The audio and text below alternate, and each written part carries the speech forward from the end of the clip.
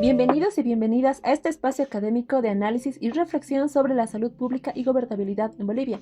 Soy Claudia Vargas, estudiante de Bioquímica y Farmacia, y hoy abordaremos un documento fundamental para entender cómo debería manejarse éticamente el sector farmacéutico en nuestro país.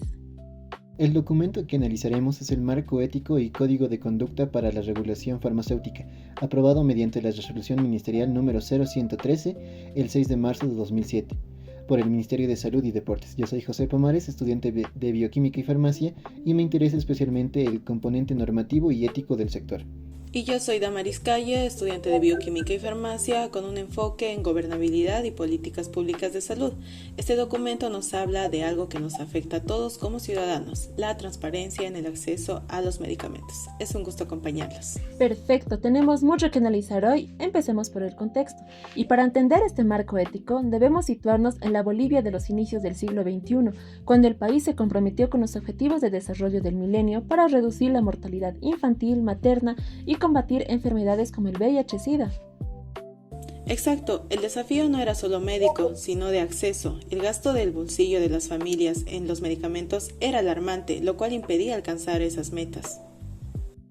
Para ilustrarlo, en el 2002 los hogares bolivianos gastaron aproximadamente $116 millones en medicamentos, pese a que más del 70% vivía en la pobreza. La gente pagaba por medicamentos que en teoría deberían de ser gratuitos. Ante esto, la Universidad NUR, bajo la metodología de la OMS, realizó una investigación sobre la transparencia en el sector farmacéutico público. Sus resultados fueron presentados en el 2006 en un taller de Mayasa con diversos actores sociales, dando origen al consenso para crear este marco ético. Además, es fundamental resaltar que este documento nació de un proceso participativo y no de la imposición, lo que otorga una legitimidad única. La investigación consultó a 60 informantes claves, públicos, privados, ONGs e internacionales, evaluando 5 funciones del sector, con una escala del 0 a 10, siendo 0 la mayor vulnerabilidad. Utilizamos 2 enfoques, el modelo que son normas escritas y el escenario real que son aplicación y percepción. El contraste fue revelador. Aunque existían normas suficientes escritas en papel, su cumplimiento real era deficiente. Esa brecha es la que el marco ético buscaba cerrar. ¿Cuáles fueron las más funciones más o menos vulnerables? La mejor evaluada fue el registro sanitario de 6.57, aunque con procesos internos opacos, inaccesibles al público. En contraste, la más crítica fue la promoción de medicamentos con 3.43. La influencia de la industria farmacéutica mediante regalos, muestra y becas es enorme y gravemente no existe mecanismo de sanción para malas prácticas. Por su parte, la inspección y selección tuvieron niveles moderados oscilantes entre 5.30 debido a la falta de recursos y listas de medicamentos que no contemplaban los distintos niveles de atención. Bueno, finalmente, la adquisición con un 4.18 genera la mayor desconfianza ciudadana. Las auditorías no son públicas y no existen reglamentos claros para apelar decisiones, lo que alimenta la opacidad de este sistema. Además, se enfatiza mucho en el concepto de la cadena del medicamento. ¿En qué consiste, José? Bueno, este es un ciclo completo que parte desde la investigación y va hacia el consumo. Consta de 12 etapas que incluyen la investigación científica y su desarrollo, pruebas clínicas, patentes, manufacturas, registro, inspecciones, promoción, precio, selección, adquisición, distribución y finalmente la prescripción y el consumo. Lo crucial es que la cadena es tan fuerte como su eslabón más débil. Si en el registro se aprueban fármacos de baja calidad, si hay una corrupción en la adquisición o si la promoción incentiva recetas por interés comercial en lugar de evidencia, el sistema entero falla y el paciente sufre. ¿Y esto qué implica con los profesionales de salud? Pues que cada decisión profesional es parte de esta cadena, ya sea en el sector público o privado. Ambos tienen la responsabilidad ética de anteponer la vida humana sobre cualquier interés político o económico. Exacto. Además, debemos entender que la corrupción no siempre es evidente, suele ser sutil y gradual. Por ello, más que leyes, el sector requiere construir una cultura ética sólida desde adentro. ¿Y cuáles son los valores morales que propone el marco ético para corregir el sistema?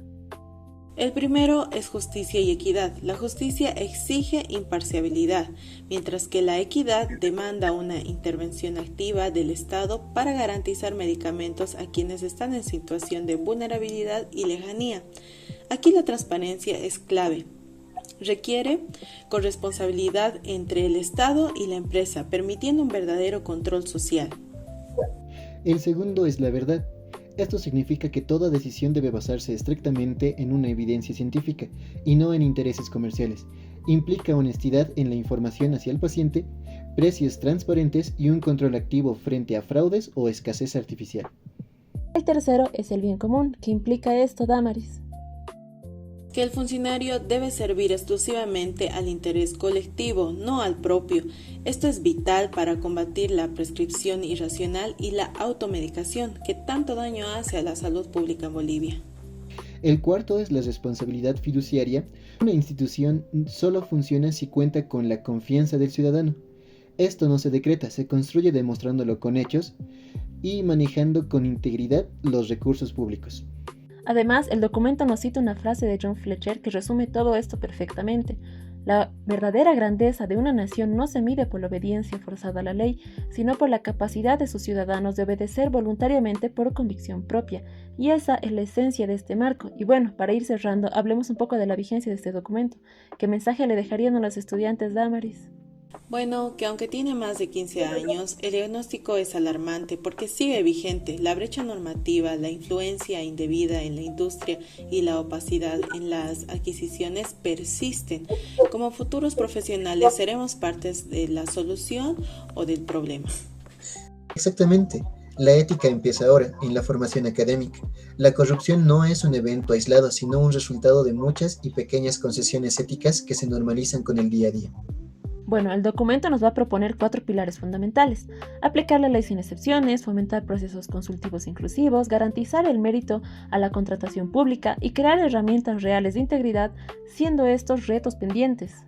En definitiva, combatir la corrupción no es una tarea exclusiva del Estado, es una responsabilidad compartida entre profesionales, industria, academia, sociedad civil, para construir un sistema farmacéutico realmente ético.